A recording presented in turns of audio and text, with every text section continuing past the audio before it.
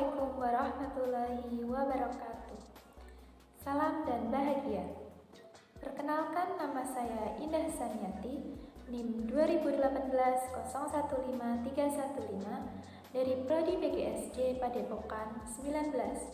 Pada kesempatan kali ini, saya akan membagikan beberapa tips untuk menciptakan lingkungan belajar yang menyenangkan selama belajar di rumah di masa pandemi.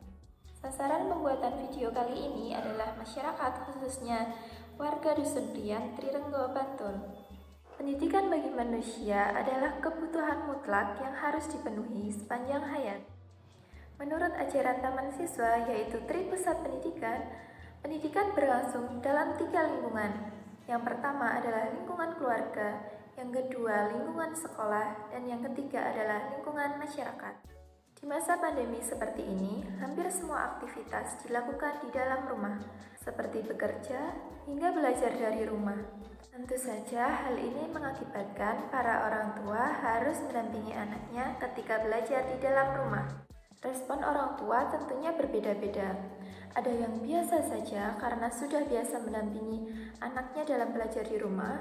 Kemudian ada juga yang kewalahan karena anak tidak mau belajar, hanya ingin bermain saja, atau bahkan anak hanya ingin belajar bersama gurunya saja.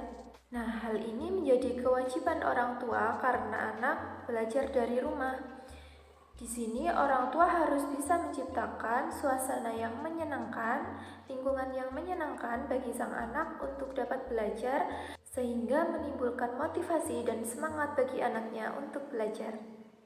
Maka dari itu, saya akan membagikan bagaimana caranya untuk menciptakan lingkungan belajar yang menyenangkan bagi sang anak ketika belajar di rumah.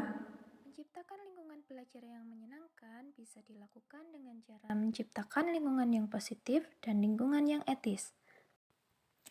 Lingkungan positif yaitu ketika anak dan keluarga merasa nyaman berada di dalam rumah. Seperti ketika anak sedang belajar, di lingkungan rumahnya bersih dan tidak kotor, sehingga anak akan merasa nyaman belajar di dalam rumah.